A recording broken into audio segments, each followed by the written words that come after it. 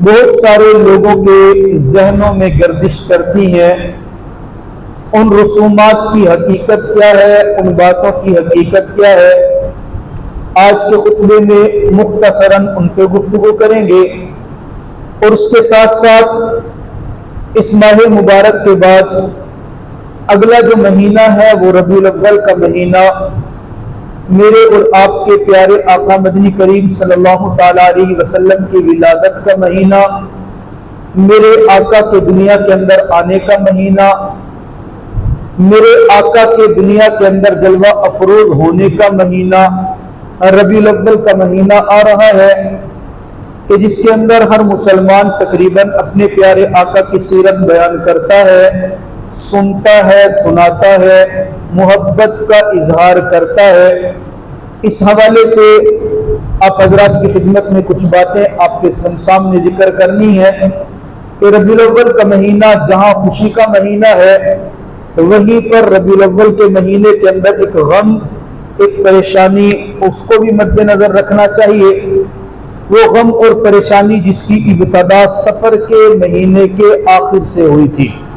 عام طور پہ لوگ سمجھتے ہیں کہ سفر کے مہینے کا جو آخری بدھ ہے، اس آخری بدھ کو بہت سارے لوگ خوشیاں مناتے ہیں، اور بہت سارے لوگ اس آخری بدھ کی حقیقت اپنے ذہن میں یہ رکھتے ہیں کہ اس آخری بدھ کو میرے اور آپ کے پیارے آقا نے وہ بیماری سے غسل فرمایا تھا، غسل صحت، اس لیے یہ خوشی کا دن ہے۔ بہت سارے لوگ اس کو خوشی مناتے ہیں، جبکہ شریعت کے اندر اس کی خوشی منانا اور اس میں چوریاں بنا کے تقسیم کرنا، مبارکباد دینا یا غسل صحت کا تذکرہ، ایسا کوئی شریعت کے اندر نہیں ہے۔ جبکہ حقیقت کیا ہے کہ سفر کے مہینے کے آخری بدھ کو آپ کے اور میرے پیارے نبی اکرم صلی اللہ تعالیٰ علیہ وسلم پر بیماری نے حملہ کیا تھا، اور وہ بیماری جو تھی آپ علیہ السلام کی مرض الوفات کی بیماری تھی، کہ جس کے بعد میرے اور آپ کے آقا صحت یاب نہیں ہوئے، بلکہ اس دنیا سے ظاہری طور پر پردہ فرما گئے۔ اس دنیا میں جو بھی ذی بشر آیا ہے، اس نے اپنا وقت مقرر کر کے اللہ رب العزت کے پاس جانا ہے۔ ہر شخص نے دنیا کے اندر آنے کے بعد اپنا مقررہ وقت پورا کر کے اللہ رب العزت کے پاس جا کے اس گزرے وقت کا حساب و کتاب دینے ہیں۔ یہ زندگی ہمیں مفت میں نہیں ملی ہوئی، اس زندگی کا باقاعدہ آڈٹ ہمارا ہوتا ہے، ہر سال آڈٹ ہوتا ہے۔ وہ شعبان کی رات کے اندر میرا اللہ فرشتوں کو سپرد کرتا ہے، میرا اللہ مکمل طور پہ حساب و کتاب کو پھر اپنے سامنے بٹھا کے لے گا نا، جہاں پہ نہ کوئی چلاکی چلے گی اور جہاں پہ نہ ہی کسی قسم کا کوئی بندے کی چرب لسانی اور تیز زبانی چلے گی۔ یہ پورے جس نے 50 سال گزارے، جس نے 60 سال گزارے، بہرحال پوری زندگی کا حساب دینا ہے۔ میرے آقا اس دنیا کے اندر آئے ہیں، وہی بشر تھے، وہی روح تھے، اللہ رب العزت نے ان کو بھی ایک خاص وقت دنیا کے اندر گزروا کے ایک خاص مقصد دے کے بھیجا تھا۔ یہ الگ بات ہے، میرے آقا کی زندگی کا ہر پہلو، آقا کی زندگی کا ہر لمحہ، آقا کی زندگی کا ہر ایک حصہ وہ کائنات کے لیے رحمت ہی رحمت ہے، بہترین پہلو ہے۔ اللہ خود فرماتے ہیں لقد کان لکم فی رسول اللہ اسوۃ حسنہ، لوگوں میں نے تمہارے لیے ایک نمونہ اپنے پیغمبر کی زندگی میں رکھا ہے۔ اب پیغمبر کی زندگی جوانی کی ہے، وہ بھی مبارک ہے۔ پیغمبر کی زندگی وہ کیا ہے جناب والا بچپن کی ہے، وہ بھی نمونہ ہے۔ آپ علیہ السلام کی ولادت وہ بھی مبارک ہے۔ آپ علیہ السلام کا مکہ میں رہنا وہ بھی بابرکت ہے۔ آپ علیہ السلام کا مدینہ میں رہنا وہ بھی بابرکت ہے۔ آپ علیہ السلام کا جنگوں پہ جانا وہ بھی بابرکت ہے۔ آپ علیہ السلام کا مقام پہ رہ کے صحابہ کو پڑھانا اور صفہ ثبوترے کا انتظام و انصرام سنبھالنا وہ بھی میرے آقا کا بہترین نمونہ ہے۔ جس طرح میرے آقا کی زندگی کا ہر پہلو ایک نمونہ ہے نا، میرے آقا کی وفات مبارک ظاہری طور پر دنیا سے پردہ فرمانا، اس میں بھی آپ کے لیے، میرے لیے، امت مسلمہ کے لیے بہترین قسم کے سبق، بہترین قسم کی نصیحتیں ہیں۔ آج اگر ہم آقا کی ولادت کی خوشی کے ساتھ، جملے پہ غور کیجئے گا، میں یہ نہیں کر رہا ہوں کہ یہ نہیں کہہ رہا کہ آقا کی ولادت کی خوشی کے بغیر، نہ، آقا کی ولادت کی خوشی کے ساتھ آقا کے دنیا سے جانے والا پہلو بھی اگر ہم یاد رکھیں نا، تو یقین جانیے ہماری ذات سے پھر کسی دوسرے کو تکلیف نہیں ہوگی، ہم کسی کا حق نہیں کھائیں گے، ہم کسی کے مال کے اوپر ڈاکہ نہیں ڈالیں گے، ہم کسی کی عزت کو غلط نگاہ سے نہیں دیکھیں گے۔ آپ علیہ السلام حجۃ الوداع کے موقع پہ میرے آقا 63 بہاریں 63 سال اپنی زندگی کے گزار کر کے اس دنیا سے ظاہری پردہ فرماتے، آخری حج ہے۔ حجۃ الوداع کے موقع پر میدان عرفات میں آقا اپنی سواری کے اوپر کھڑے ہیں، توجہ کیجئے گا، وہ کون آقا جن کے لیے میرے اللہ نے اس کائنات کو سجایا ہے؟ اللہ مجھے اور آپ کو میدان عرفات دیکھنا نصیب فرمائے، اللہ مجھے اور آپ کو وہ مقام دیکھنا نصیب فرمائے جہاں میرے آقا نے آخری بار اپنی سواری کو کھڑا کیا ہوگا۔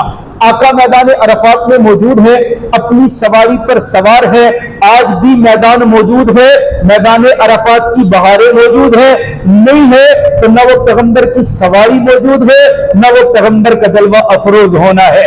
آقا موجود، 1,24,000 کموٹے صحابہ موجود، میرے آقا اپنے صحابہ کو مخاطب کر کے فرماتے ہیں، اے میرے صحابہ بتاؤ نا ذرا، کیا میں نے وہ امانت جو میرے رب نے میرے سپرد کی تھی میں نے تم تک پہنچا دی ہے یا نہیں پہنچا دی؟ یہ میرے آقا نے انگلی کھڑی کی ہے، بتاؤ میرے صحابہ میں نے کیا رب کی امانت تم تک پہنچائی ہے یا نہیں پہنچائی؟ کیا میں نے دین تم تک پہنچا دیا یا نہیں پہنچا دیا؟ صحابہ نے بے زبان ہو کر کہا، آقا آپ نے صرف پہنچایا نہیں ہے بلکہ پہنچانے کا حق ادا کیا ہے۔ آقا فرماتے کوئی بات رہ تو نہیں گئی؟ نہیں میرے آقا کوئی بات رہ نہیں گئی، میں نے کوئی کنجوسی تو نہیں کی، نہیں میرے آقا نہیں کی، میں نے کوئی چیز چھپائی تو نہیں ہے، نہیں میرے آقا آپ نے تو بالکل پہنچانے کا حق ادا کیا۔ آقا فرماتے اچھا ابھی میرے آقا یہاں موجود تھے، آسمان سے جناب جبریل امین آتے ہیں اور آپ قرآن پاک کی وہ آیت لے کر آتے ہیں کہ جس کے بعد دوبارہ کبھی جبریل وحی لے کر نہیں آئے، جس کے بعد کبھی دوبارہ زمین کے اوپر جبریل اترے نہیں ہے، جس کے بعد کبھی کسی پیغمبر کا چہرہ جناب جبریل امین نے نہیں دیکھا، آخری بار اترتے ہیں رب کا قرآن لے کر آتے ہیں۔ آقا ان کو سنا دیجئے، الیوم اکملت لکم دینکم واتممت علیکم نعمتی۔ میرے آقا فرماتے ہیں اے میرے صحابہ میں تو ابھی گفتگو کر رہا تھا، میرے رب نے یہ قرآن کی آیت اتار دی، آج کے دن تم پر تمہارا دین مکمل ہو چکا ہے، آج کے بعد ممکن ہے آئندہ سال یہ میدان عرفات تو ہوگا، حاجی یہاں پر آئیں گے، یہاں کی بہاریں موجود ہوں گی، ممکن ہے اس میدان کے اندر میں موجود نہ ہوں، ممکن ہے میری یہ سواری موجود نہ ہو، ممکن ہے آج کے بعد اس انداز سے تم اپنے پیغمبر کے چہرے کی زیارت نہ کر سکو۔ میرے آقا نے کہا اچھا یاد رکھنا وہ تو بعد میں دیکھیں گے کہ میرے چہرے کی کوئی زیارت کرے نہ کرے، اگلے سال میں یہاں ہوں یا نہ ہوں وہ تو بعد میں دیکھ لیں گے، بس یہ بات صرف یاد رکھو جب میں نے دین پہنچانے کا حق ادا کیا نا، بلغوا انی ولو آیا، میں جو کچھ تم تک پہنچا چکا ہوں وہ تم نے آگے آنے والی امت تک پہنچانا ہے۔ صحابہ کرام نے بات سنی، خوش ہو گئے، صحابہ کرام خوش ہو رہے، ایک دوسرے کو مبارکباد دے رہے، دین کو پورا ہو گیا، آج کے بعد کوئی نیا حکم نہیں آئے گا، جو حکم ہے ہم نے انہی کو یاد کرنا ہے۔ لیکن کونے کے اندر جناب ابوبکر صدیق رضی اللہ تعالیٰ بیٹھ گئے اور جا کے رونا شروع کر دیا۔ صحابہ کرام کی نظر پڑی، صدیق روتے کیوں ہو؟ کہا کیوں نہ رو، کہا کیوں روتے؟ دین تو مکمل ہوا، جب دین مکمل ہوا تو خوشی کی بات ہے۔ کہا تم دین کے پورا ہونے پہ خوش ہو رہے ہو، میں اس بات پہ رو رہا ہوں کہ یہ آیت بتا رہی ہے کہ میرے پیغمبر کے واپس جانے کا وقت آ گیا ہے۔ وہ کس لیے کہ پیغمبر آتے ہیں رب کا دین لے کر کے، اور جب پیغمبر نے اپنا کام پورا کر دیا اب میرا رب ان کو دنیا میں رہنے نہیں دے گا، واپس بلا لے گا۔ تب صحابہ فرماتے ہیں سمجھ میں آیا کہ ابوبکر صدیق رضی اللہ تعالی عنہ کتنے رازدان نبوت۔ یہ ذی الحجہ کا مہینہ ہے، ذی الحجہ کے اندر 10 ذی الحجہ کو میدان عرفات کے اندر گفتگو ہو رہی ہے، حج پورا ہو گیا، آقا کچھ عرصہ وہاں پہ ٹھہرتے ہیں، مکہ المکرمہ میں وقت گزارنے کے بعد مدینہ منورہ آ جاتے ہیں۔ ذی الحجہ کے 20 دن گزرے، محرم کا پورا مہینہ گزرا، اور سفر کا مہینہ جب آیا، آخری بدھ ہے، میرے آقا جمعرات بدھ والے آخری بدھ کو میرے آقا کے اوپر بیماری کا حملہ ہوتا ہے، میرے آقا بیمار پڑ جاتے ہیں۔ صحابہ سمجھتے ہیں شاید نارملی بخار ہو۔ 23 سال میرے آقا مصلی کے اوپر کھڑے ہو کر امامت کراتے ہیں، توجہ میری طرف رکھنا، میں آقا کی وفات کا پس منظر آپ کو بیان کرنے لگا ہوں۔ اللہ مجھے وہ زبان دینا کہ میں آپ کے سامنے منظر کشی کر سکوں، اللہ مجھے وہ حوصلہ دینا کہ میں آقا کی وفات کا وقت آپ کے سامنے بیان کر سکوں۔ توجہ کیجئے گا، میرے آقا کے اوپر بیماری کا حملہ ہوتا ہے، آقا کو بخار ہوتا ہے، میرے آقا کی پیشانی کے اوپر ایک صحابی آ کے ہاتھ رکھتے ہیں، ہاتھ رکھا اور فوراً ہٹا لیا، ہٹا کے کہتے ہیں آقا اتنا تیز بخار، ہم نے تو کبھی کسی کو اتنا تیز بخار دیکھا نہیں ہے۔ آقا فرماتے ہیں میرے صحابہ میں تیرا نبی ہوں، میں پیغمبر ہوں، رب جو کچھ تمہیں دیتا ہے نا اس سے دگنا مجھے دیتا ہے، جو عمل تم کرتے ہو اس کا ایک ثواب میں وہی عمل کروں تو مجھے دگنا ثواب ملتا ہے، تم ایک کام کرتے ہو وہی کام کروں تو میرا عمل بڑھ جاتا ہے، میرا وزن بڑھ جاتا ہے۔ جب بیماری تمہارے اوپر آتی ہے نا تو وہ ایک طرح کی ہوتی ہے، وہی بیماری جب میرے اوپر آتی ہے تو میرا اللہ دگنی کر کے مجھے دیتا ہے۔ لیکن کوئی بات نہیں، اللہ بیماری کی جو شدت دینی ہے دے دے، مجھ محمد کو جو تکلیف دینی ہے دے دے، ربا میری امت کو اس تکلیف کے اندر نہ گزارنا۔ جملہ سنیے، یہ اہل ایمان کو سمجھ میں آتا ہے۔ آقا فرماتے ہیں اللہ جو تکلیف دینی ہے مجھے دے دے، میں سہ لوں گا، میری امت کو یہ تکلیف نہ دینا۔ بدھ کا دن گزرا، عشاء کی نماز کا وقت آیا، صحابہ کرام مسجد میں انتظار میں بیٹھے ہیں، مسجد بھری ہوئی ہے، ہماری مسجدوں کی طرح نہیں تھا کہ اتنی بڑی مسجد جس میں 100 نمازیوں کی جگہ ہو صرف 20 نمازی آئے ہوئے، ایسا نہیں، پیغمبر کی مسجد ہے، صحابہ موجود ہیں، مسجد بھری ہوئی ہے۔ آقا پہلی بار مسجد میں اس عالم میں آ رہے ہیں، توجہ کرنا، میرے آقا کا ایک ہاتھ حضرت علی کے کندھے پہ ہے، میرے آقا کا دوسرا ہاتھ حضرت عبداللہ ابن عباس کے کندھے پہ ہے۔ میرے آقا بیماری کے عالم میں ایک دن کا بخار اتنا نڈھال کر دیا، کمزور کر دیا، میرے آقا کے پاؤں زمین پہ نہیں لگ پا رہے۔ روایات کے اندر لکھا میرے آقا کے پاؤں زمین کے اوپر ہی لٹکے ہوئے ہیں اور میرے آقا دونوں کندھوں پہ ہی سہارا لے کے آ رہے ہیں۔ اور ایمان والوں سوچو کس لیے آ رہے ہیں؟ کوئی جائیداد کا رولا ختم کرنے کے لیے نہیں، کوئی اپنے بچوں کے لیے محل بنوانے کے لیے نہیں، اور کوئی مال میراث لینے کے لیے نہیں، وہ اس کے لیے آ رہے ہیں جو اس پیغمبر کی آنکھوں کی ٹھنڈک ہے۔ مسجد میں آتا صحابہ فرماتے ہم تو تڑپ نہیں گئے، ہم نے 23 سال پیغمبر کو مسجد کے اندر نماز کے لیے آتے دیکھا تو حساس بساط دیکھا، ہم نے دیکھا پیغمبر اپنے قدموں کے سہارے آتے تھے، آج پہلی بار پیغمبر کو نماز پڑھنے کے لیے آتے دیکھا، اپنے قدموں پر نہیں، دو صحابہ کے کندھوں پر سوار ہو کر آ رہے، دو زمین پر نہیں لگتے، ہماری تو چیخیں نہیں نکل گئی، ہم نے دھاڑے مار کے رونا شروع کر دیا۔ آقا اس عالم کے اندر بھی آ کر میرے آقا نے نماز پڑھی، آخری جماعت ہے میرے آقا کی، آقا نماز پڑھاتے ہیں، صحابہ نماز پڑھتے ہیں پریشان، اچانک کیا ہو گیا؟ ابھی تو ٹھیک تھے، ابھی تو دیکھا بالکل ٹھیک تھے، اچانک بخار کا حملہ ہوا، آقا بیمار، گھر گئے، میرے آقا اس عالم میں نماز کے لیے مسجد میں آئے۔ اگلا دن ہو گیا، جمعرات کا دن نماز کا وقت ہوتے ہیں، آقا کے اوپر بیہوشی طاری ہے، کچھ تھوڑی صحت ملتی ہے، آپ علیہ الصلوۃ والسلام کی جگہ پہ عارضی طور پہ نماز مسجد کے اندر ہو رہی ہے۔ آپ علیہ الصلوۃ والسلام جمعرات کو بھی نماز کے لیے، ہر جمعے کو بھی نماز، جمعے والے دن خطبے کے اوپر آئے، آخری خطبہ میرے آقا کا، آقا بیماری کے عالم کے اندر منبر کے اوپر بیٹھتے ہیں، اور منبر کے اوپر بیٹھ کے جو میرے آقا نے جملہ ارشاد فرمایا، توجہ کیجئے، آقا فرماتے لعن اللہ الیہود والنصارى اتخذوا قبور انبیائہم مساجدا، اللہ لعنت کرے یہود اور نصارہ کے اوپر جنہوں نے اپنے انبیاء کی قبروں کو سجدے کی جگہ بنا لیا۔ اے میرے صحابہ لا تجعل قبری مساجدا، میری قبر کو سجدے کی جگہ نہ بنانا۔ اے میرے صحابہ میں نے دین تم تک پہنچا دیا، میرے بعد اگر تمہیں کسی چیز کی پریشانی ہو، کوئی معاملہ پیش ہے، دو چیزیں تم نے چھوڑ کر جا رہا ہوں، مضبوطی سے پکڑ لینا، ایک تو رب کا قرآن ہے اور دوسرا مجھ نبی کی سنت ہے، ان کے اوپر عمل کر لینا، کبھی گمراہ نہیں ہوں گے۔ آپ کا پورا ایک نظام سمجھاتے ہیں، پوری ترتیب ایک جمعے کو سمجھا کے گھر جاتے، ہفتے کو پھر بیمار ہیں، اتوار والے دن میرے آقا کے اوپر غشی طاری ہوتی ہے، آنکھ کھلتی ہے بے ہوشی سے، آپ علیہ الصلوۃ والسلام ہوش میں آتے، پوچھا نماز الصلاۃ، نماز ہو گئی ہے مسجد میں؟ کہا نہیں یا رسول اللہ، جماعت کے لیے صحابہ تیار ہے، آپ کی انتظار میں ہے۔ آقا فرماتے اچھا پانی لو، بیماری کی عالم دیکھے پانی لو، आका के लिए पानी लाया गया, आका ने वुजू फरमाया, वुजू अभी मुकम्मल हुआ था, पांव पे पहुंचे थे, फिर बेहोशी तारी हो गई। अब बेहोशी तारी हो गई, साहबा फिर इंतजार में बैठे हैं। थोड़ी देर के बाद मेरे आका को होश आते, जब होश आया पूछा जमात हो गई? नहीं या रसूलल्लाह जमात नहीं हुई, साहबा आपके इंतजार में है। आका फिर फरमाता है पानी लेकर के आओ, इसलिए कि बेहोशी से मेरा वुजू टूट गया। 3 मरतबा पैगंबर के ऊपर बेहोशी तारी होती है, सहाबा इंतजार में है। चौथी मरतबा मेरे पैगंबर फरमाते हैं मुरू अबा बकर सल्ली सल्ली बिन्नास, लोगों जाओ अबू बकर को कहो आज मोहम्मद मस्जिद नहीं आ सकता, मोहम्मद के मुसल्ले पे खड़ा होकर इमामत करा ले। मस्जिद के अंदर नमाज होगी।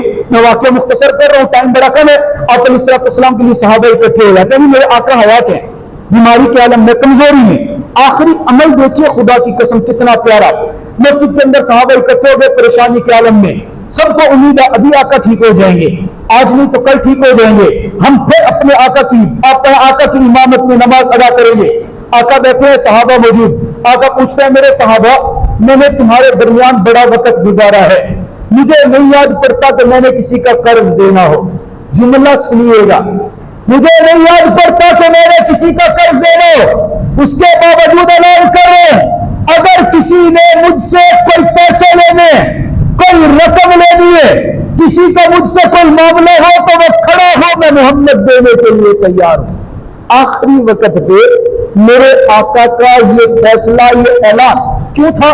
दर हकीकत आपको और मुझे बताना था, कारोबार करोगे, मुलाजमतें करोगे, जिंदगी गुजारनी है, मुआशरत होगी, लेन देन भी लोगों के साथ होगा, कोशिश करना कि मरने से पहले मुझ मोहम्मद की सुन्नत पे अमल करके जाना।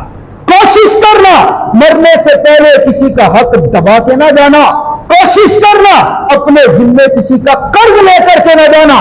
अगर कर्ज लेकर के चले गए तो बड़ा बुरा हाल होगा। कर्ज तो शहीद को भी माफ नहीं है।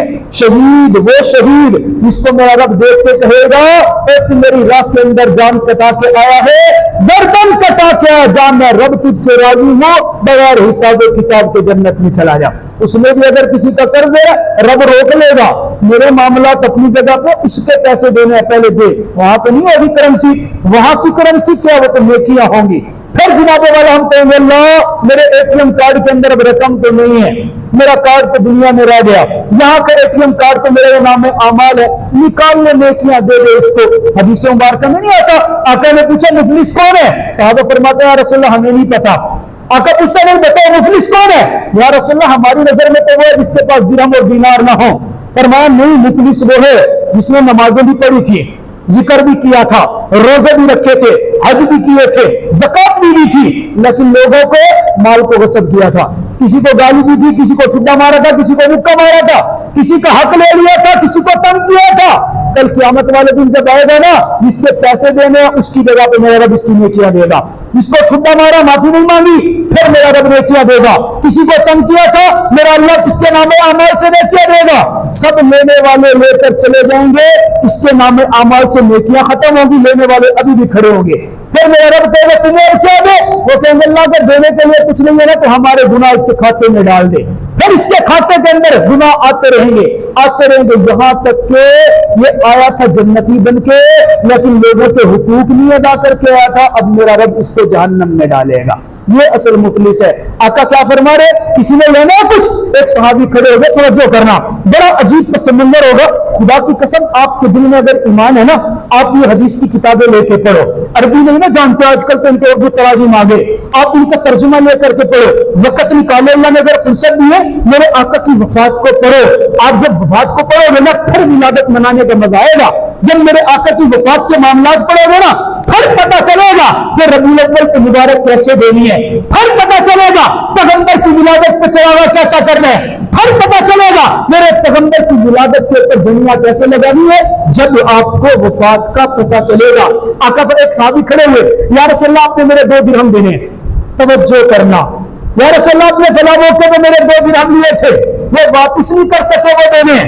पैगंबर से सवाल हो रहे, आका फरमाते मुझे याद तो नहीं है, लेकिन चले आप कह रहे हैं तो मैं आपके 2 दिरहम देता हूं। सहाबा पैगंबर की गुफ्तगू हो रही है, एक साहबी खड़े थे, या रसूलल्लाह मैंने आपके 2 दिरहम देने हैं, फला मौके पे मैंने लिए थे, आपने मुझसे नहीं लिए, मैं आपके 2 दिरहम देता हूं, ये 2 दिरहम आप ले लें। आका उससे 2 दिरहम लेते हैं, मांगने वाले को 2 दिरहम देते हैं, और मांगने वाला 2 दिरहम लेके मेरे आका के कदमों में गिर पड़ता है और रो के कहने लगता है, या रसूल अल्लाह आपने मेरा कर्ज नहीं देना, मैंने तो सिर्फ इसलिए दावा किया था कि चलो आखिरी वक्त आपके हाथ से कोई चीज मिले, मैं बतौर निशानी के उसको अपने पास रख लूं।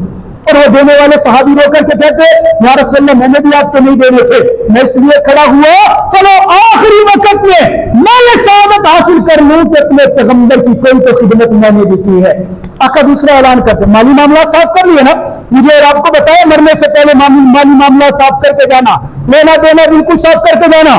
दूसरी बात, आका फरमाते मुझे नहीं याद मैंने जिंदगी में किसी के साथ जुल्म किया हो, मुझे नहीं याद मैंने किसी के ऊपर तशद्दुद किया हो, फिर भी अगर मेरी जात से किसी को तकलीफ पहुंची है, कायनात का सरदार कह रहा है, मेरी जात से किसी को तकलीफ पहुंची है, मैंने अगर किसी को मारा है, मेरे हाथ से किसी को जरब लगी है, वो चाहे तो खड़ा हो के मुझसे बदला ले ले और चाहे तो मुझे रब की रजा के लिए माफ कर दे। हम किसी से माफी मांग ले, नाक न कट गए हमारी, हम किसी के आगे झुक गए, हमारी शान में कमी ना आ जाए। और मेरे पैगंबर क्या फरमा रहे, अगर वो मुझे माफ करे मैं पैगंबर माफी मांगते हूं, और अगर माफ नहीं ना करना चाहता खड़े हो जाए, वो मुझसे बदला ले, मैं मोहम्मद बदला ले देने के लिए तैयार हूं। है खुदा की कसम, मजमा लगा हुआ है, सहाबा कराम की चीखें निकल जाती है। एक साहबी खड़े होते, या रसूल अल्लाह फला गज़वे के मौके पर आपके हाथ के अंदर छड़ी थी, आप सफे सीधी करा रहे थे, सफे सीधी कराते हुए आपने मेरी पुष्ट के ऊपर वो छड़ी मारी थी, मुझे वो मारना याद है। आका आज मौका मिल रहा है, आप बदला देने के लिए तैयार है तो मैं आपसे बदला लेने के लिए खड़ा हूं। हजरत उमर तो चीख पड़े, आका ये क्या बात हुई, हमारे सामने हमारे पैगंबर से कोई बदला ले ले, मैं उमर तैयार हूं, मेरा सर कलम कर दे, पैगंबर से बदला ले ले। अबू बकर खड़े हो गए, माल मांगता माल दूंगा, जान मांगता जान दूंगा, औलाद मांगता मैं सर कलम करा दूंगा। और खुदा के बंदे पैगंबर की हालत तो देख, मेरे पैगंबर किस कमजोरी में है, बदला लेने की बात न कर। आका खामोश करा देते, उमर बैठ जाओ, अबू बकर बैठ जाओ, अली आपने भी खड़ा नहीं होना, मैं बदला देने के लिए तैयार हूं। ये एक अलग पस मंजर है, मेरे आका ने बदला देने की बात की बताया है, हुकूकुल इबाद मेरा रब माफ नहीं करेगा। तुम्हारा पैगंबर बदले देते जा रहे, तुम किस खेत की मूली हो, किसी को तकलीफ देके चले जाओगे, पड़ोसी को सता के चले जाओगे, कमजोर को दबा के चले जाओगे, किसी की जागीर के ऊपर कब्जा करके चले जाओगे, किसी की इज्जत को लूट के चले जाओगे, रब तुम्हें माफ कर दे मुमकिन भी नहीं है। आका फरमाते हो बदला ले लो, वो खड़ा हो गया, सारे सहाबा कांप नहीं गए, कैसे बदला लिया जाएगा। कहते हैं रसूल एक कंडीशन, एक शर्त है, बदला लेने की एक सूरत है। क्या सूरत है वो याद किया, या रसूल जब आपने छड़ी मारी थी ना, मेरे बदन के ऊपर कमीज नहीं था, मेरे बदन के ऊपर कमीज नहीं था, मेरी कमर नंगी थी। आप बदला देना चाहते हैं तो पूरा देना, कमीज आप भी उतारे। साहबा और परेशानी क्या बनेगा, एक बदला लेना, बीमारी का आलम यह कि मेरा पैगंबर चल नहीं सक रहा, बीमारी का आलम यह कि मेरा पैगंबर नमाज के लिए नहीं आ पा रहा, और ये कह रहे कमीज उतार। आका फरमाता कोई बात नहीं, पीछे हट गए, कल मैंने रब के सामने पेश हो, कमीज उतार दी, कमीज उतार के कहा आओ आकर बदला ले लो। फिर वो सहाबी भी तो मेरे पैगंबर का था ना, जैसे पैगंबर ने कमीज उतारी ना, उसके हाथ में छड़ी थी, पैगंबर की कमर पे देखा, छड़ी दूर फेंकी, भागता हुआ मेरे पैगंबर की पुष्ट के ऊपर जो मेरे रब ने मोहरे नबूवत बनाई है ना, आया और दीवाना वार लिपट कर उस मोहरे नबूवत को चूमने लग गया। मैं रोते हुए पैगंबर के कदमों में गिरा, आका मैंने दावा गलत किया, मेरा तरीका गलत था, मेरा मामला गलत था। आका आपने कोई जुल्म नहीं किया, दुनिया वालों को बताओ, आका आपने मुझे नहीं मारा, कहीं ऐसा ना होकर कोई मेरे पैगंबर पर बात करे, तुम्हारे पैगंबर क्या रहमतुल लिल आलमीन थे, एक बंदे की पुष्ट के ऊपर छड़ी मारी, नहीं नहीं नहीं नहीं, छड़ी नहीं मारी, मैंने आपकी जुबान से सुना था, आपने फरमाया था जिसने मेरी मोहरे नबूवत को चूम लिया, मेरा रब उसके ऊपर जहन्नम की आग को हराम कर देगा। आका मैंने सारे तरतीब बनाई, आका मोहरे नबूवत चूम लिया, माफ फरमा दीजिए। आका फरमाते जा, मैंने अपनी जिंदगी में अपनी जात पर हमला करने वाले से बदला नहीं लिया, तो आखिरी वक्त के अंदर यह काम करता तुझे रब की रजा के लिए माफ कर रहा हूं। बाकी अभी बाकी है, बहरहाल नसीहत हमें क्या मिलती है, زندگی رہی تو انشاءاللہ اگلے جمعے مکمل کریں گے. میرے آقا نے اپنے معاملات سے دکھایا ہے. اور لوگوں زندگی کے اندر وقت جب گزارو گے نا, کبھی تمہاری ذات سے, کبھی تمہاری زبان سے, کبھی تمہارے ہاتھ سے, کبھی تمہارے چال چلن سے, کبھی رشتہ داروں کے دل ٹوٹیں گے, کبھی پڑوسیوں کے دل ٹوٹیں گے, کبھی کسی چھوٹے بچے کو مارو گے, کبھی کسی بڑے کی بدتمیزی کر لو گے, کبھی کسی کا حق تمہارے پاس آ جائے, دبا کر نہ لکھ لینا, بلکہ حق والے کو اس کا حق دے کر کے جانا. یہ تمہارے پیغمبر کی تعلیم ہے. اللہ تعالیٰ مجھے اور آپ کو سمجھنے کی توفیق عطا فرمائے.